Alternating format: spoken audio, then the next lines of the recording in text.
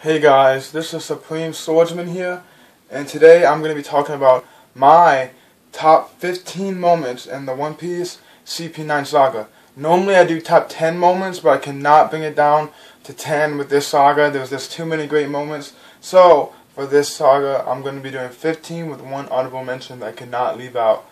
So, before I start, like always guys, this is my opinion. We can agree or disagree. This is my personal favorite, so I'm sorry if you do not agree, but this is what I liked in the saga. So before I even get started on my list right here, I wanna just give an honorable mention to the Sunny and the One Piece and the Straw Hat crew getting the Sunny their new ship, which was an awesome moment in that saga, the CP9 saga. But I am not adding that on my top 15 list just because there was so many other great moments. I tried to add it in there somewhere, but there was just too many things I wanted to say. So I'm just going to give that an honorable mention. I'm not going to talk much about it because it's not in my top 15. But okay, let's go ahead and get started. And the 15 on my list is Sogi King. And what I mean by Sogi King is when we first get introduced to Sogi King, and he helps out on the top of the roof, on the train. And of course, we know that Sogi King is really Usopp. And this is the reason why I like this part where we first get introduced to Sogi King is because it made such a big difference in that saga. Sogi King was this an awesome character, and of course I love Usopp as he is, but Sogi King, I feel like Sogi King just gave Usopp the encouragement and the bravery he needed to help out in this arc, and plus I think it gave him the strength he needed to face Luffy after the argument because Luffy actually thought it was a different guy, Sogi King. He didn't know it was actually Usopp because Luffy's just that dense. But yeah, so that was a really cool moment, and I just liked his whole progression of Sogi King as a character. I just loved Sogi King. So let's go ahead and go to the next moment. Now the next moment is actually when this is after Usopp gets beat up by the Frankie brothers, and all the guys, Luffy, I think Chopper went with them, Sanji and Chopper, Sanji and Zoro, and they all just go over to the Frankie brothers hideout, and they just beat their ass. They just go in there, just walking all slow, you know, acting all smooth, and just going and just putting in work on the whole group, and it was just awesome. I believe Frankie wasn't there at the time, but he came back and saw all of them beat up, and it was just an awesome moment. Like, they just went crazy on them because what happened to their friend. And I don't think it was because of the money. I mean, of course, Nami would have done it for the money, but I think they actually did that just because what they did to their crewmate, and they just got so mad, and it was just an awesome moment. Like, it was just a really awesome moment. They just went straight dogged them, and it was just awesome. I liked seeing that a lot. Now, the 13th moment on my list is actually in Eden's lobby. I think I'm pronouncing that right. I'm sorry if I'm not. And this is the very beginning when they get there. And this is when Luffy just goes out by himself and just dogs everyone in his path in the beginning in the Eden's lobby. And of course everyone ends up helping him out. But the reason I love this so much is because everyone was like, man, no one can get past there. There's just too many Marines, too many strong people there. No one would even dare to go in there and try to stop or whatever is going on there. If you get to that island, you might as well just leave because there's too many strong people there. But Luffy didn't care. Luffy and his crew did not care. They just went in there and put in work. And I just love the beginning when Luffy's by himself and he's just dogging all of those Marines by himself. And that's just, it built up to that whole battle at Eden's lobby, and I just loved it. I thought it was a great way to start that. Just Luffy just dogging everyone like they were nothing. And it was just awesome. And I really liked that moment. Now, number 12 is actually also in the beginning of this Eden's lobby part, and this is actually when Sogi King or Usopp, whatever one you want to call him, I'm just gonna say Sogi King because that's what he was at the time, sees the giants, the two giants that they had to face to get into Eden's lobby. These guys are from Jaya, the same island where the other two giants that we saw way back in the Alabasta arc were from, and I love that moment because if you guys didn't know, I really enjoyed that part of One Piece when we got to see those two giants fighting, and they're fighting for their pride. And you end up finding out that these giants are actually those giants on the island are actually these giants' bosses. And the giants on this island are like staying there for years to work hard and to protect there, because if they do it for a amount of years, then they'll help them get back to their homeland. I think that's what the deal was. It's been a little while since I watched that, but I believe that's what the deal was. And it was just awesome. I just love seeing more of the... First of all, I just love seeing more of these giants. I just think that was awesome to see.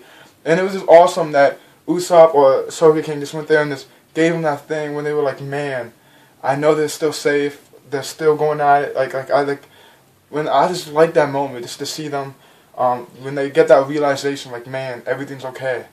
And then they just helped to beat all the Marines, and it was awesome. They were a huge asset. They were a very huge asset. And it would have been very difficult to get there if it wasn't for them, because they did a lot of work in Enies Lobby, and also, I mean, they're just giants. I mean, of course they did have to fight them in the beginning, but if you saw, they got back up, and they would probably have to fight them again, which would have made them a lot more tired. So luckily they got them. They got them to help them out, which I thought was a really awesome moment, and I really enjoyed it. Now, next on my top moments is number 11, and this is when Chopper goes crazy.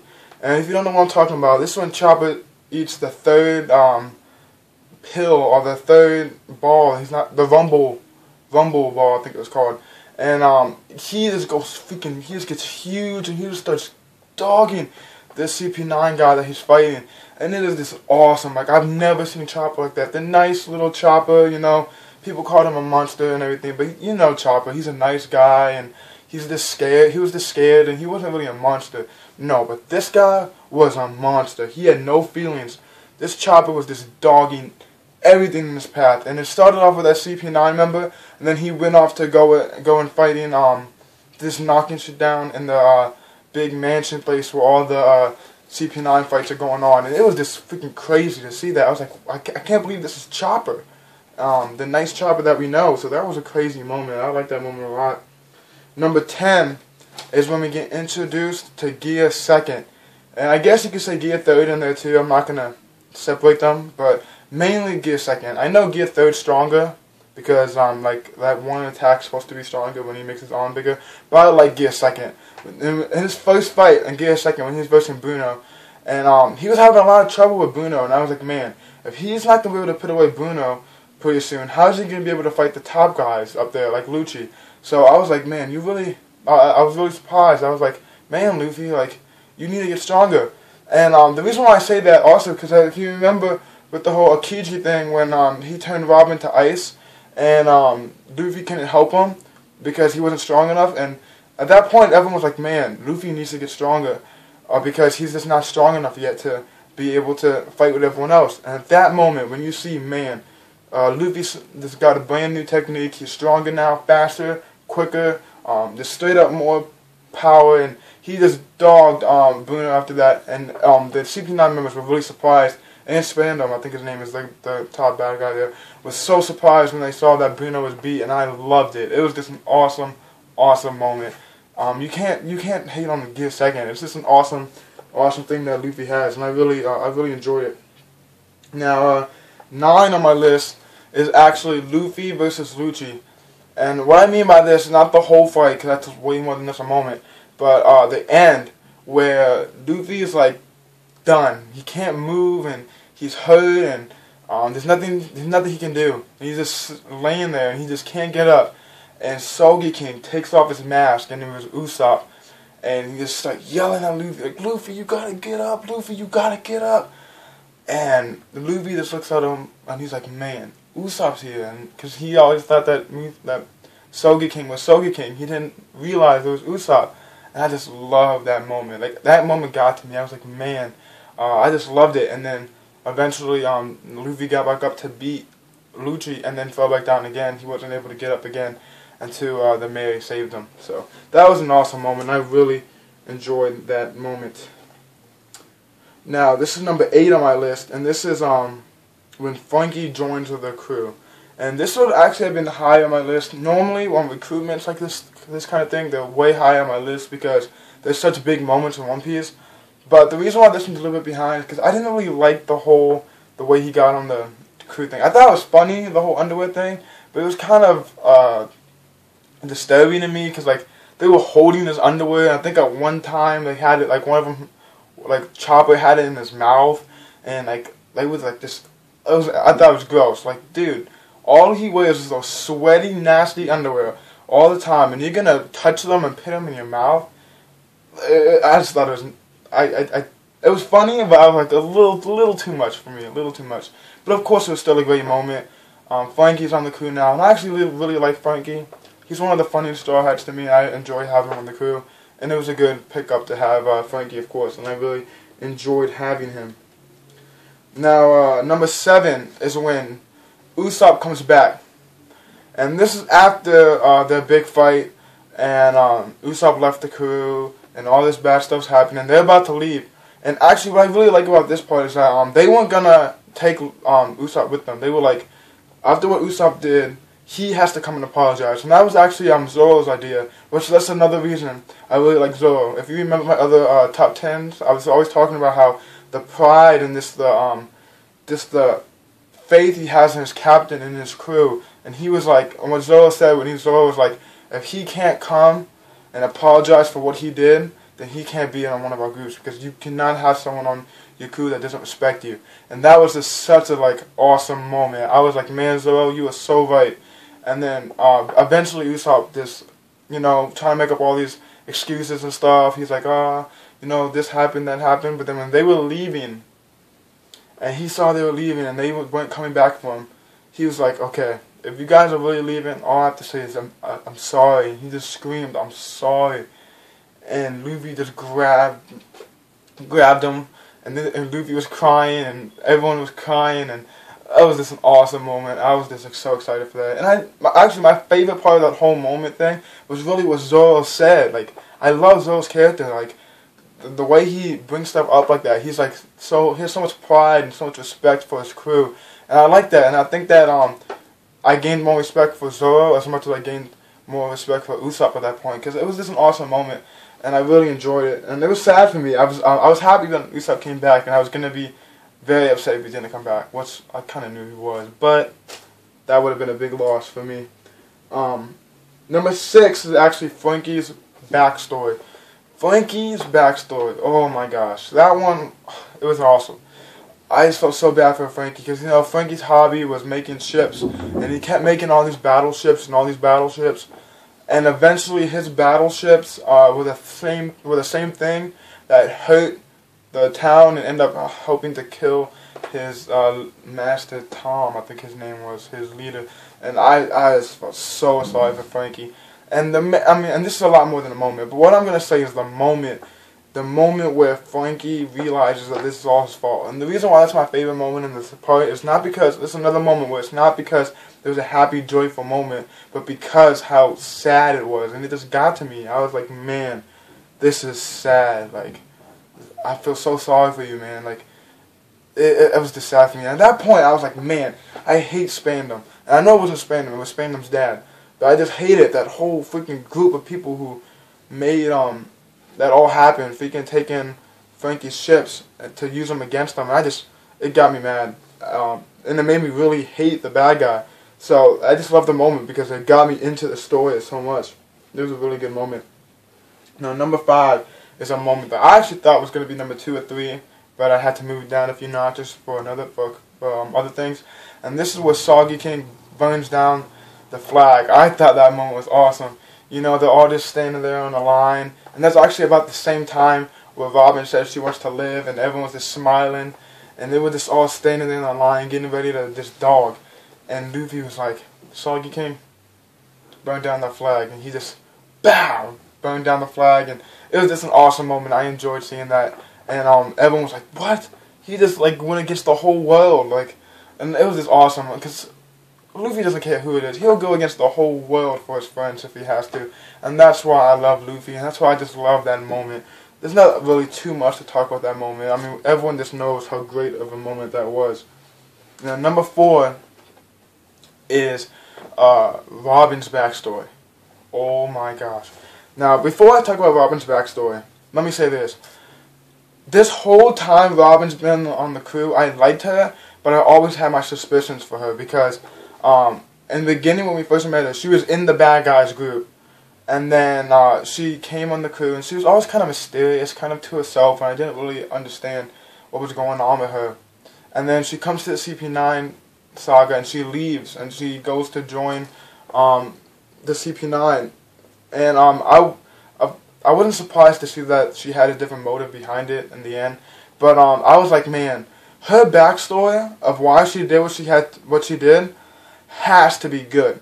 Because if there's not a really good explanation for all the stuff she did, being with that bad group in Alabasta, and then doing what she did now at first, I was like, if this backstory is not good, I'm not going to like your character as much as I think I'm going to, because what you did is, I just don't understand what you're doing. It has to be a perfect backstory for me to like this.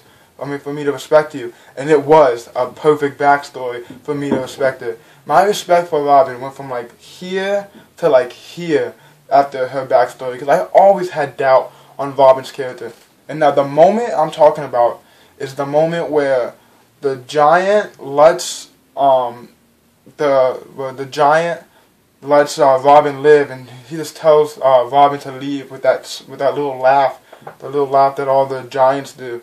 And I was just, oh my gosh, man, when Robin was leaving on that little ship and her whole island was just burning in flames, I was like, wow, man. And then you find out that she has to live her whole life regretting everything, and she has to live her whole life running, and her whole life with no one there for her.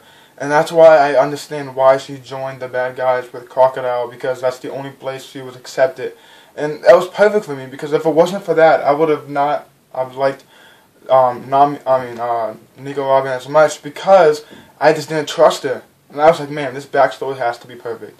And yes, it was. It made me, I felt sorry that I doubted her so much. I was like, man, your backstory is awesome. So sad.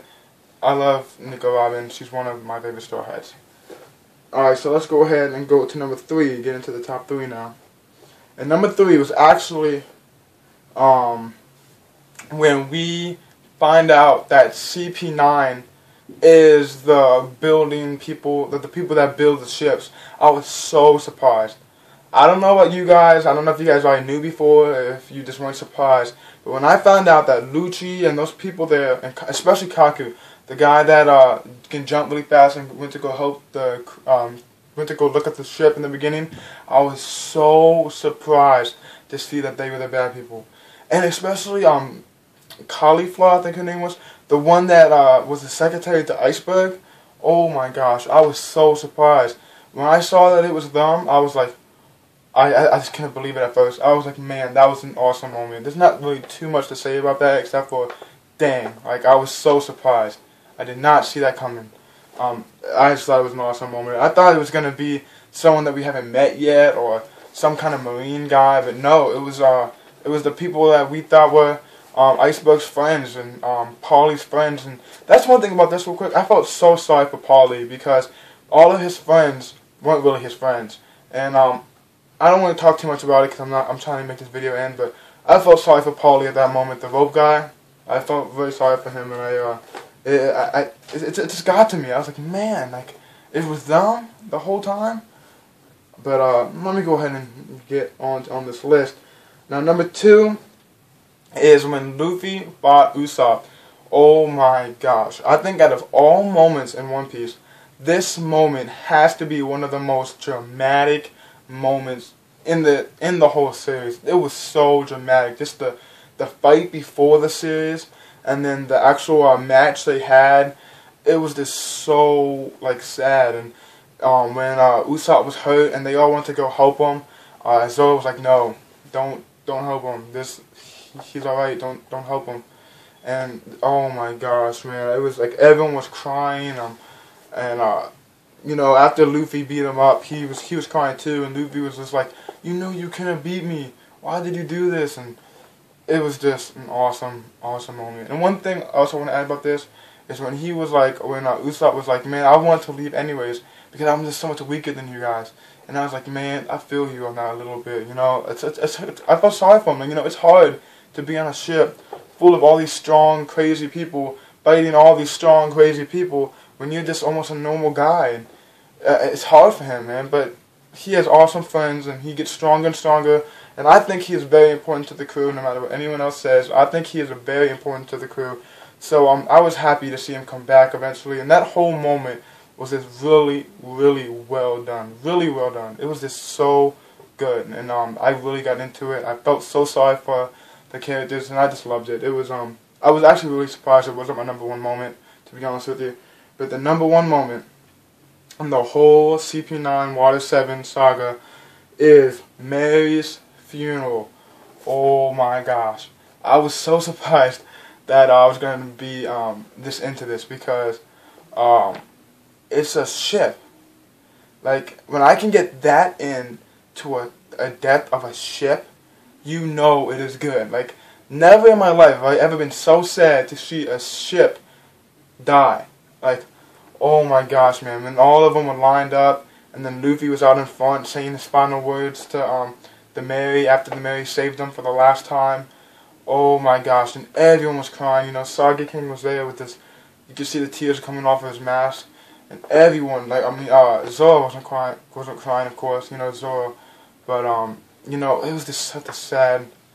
It was such a sad and well done moment. Like, actually, I really liked the Mary. Like, my goal is to get a Mary figure down here sometime soon, because I love the Mary. And I just felt so sad at that point. And I just really got into that moment. I was like, man, if you can make me this sad over a ship, like, it was just an awesome moment. I got really into it, and I actually got teary-eyed in that moment, to be honest with you. I did. It was a very well done moment. So, alright guys, that is my top 15 moments. I hope you enjoyed. Sorry I kind of rambled this a little bit, but I just really enjoyed this saga. I really did. It was really well done. I thought it went really good. Awesome fights all the way throughout. I just loved some of the battles, all the tension and all this the drama and how much I really got into it. Like, I cannot just sit here watching it. Like, I was getting up, you know, like, watching this. I was like, I really got into watching this series. That's what I love about One Piece. I don't just sit there and watch it and like, okay, yeah, this is a good show. I get into it. Like, I feel for these characters, you know. And when a show can do that, you know it's an awesome show. So I'm not gonna drag this on too long, because I know it's already getting way too long. So I'm gonna end it right here. This is my top 15 moments. Hope you enjoyed. This is the Supreme Swordsman. Please comment, rate, and subscribe. And guys, have an awesome day.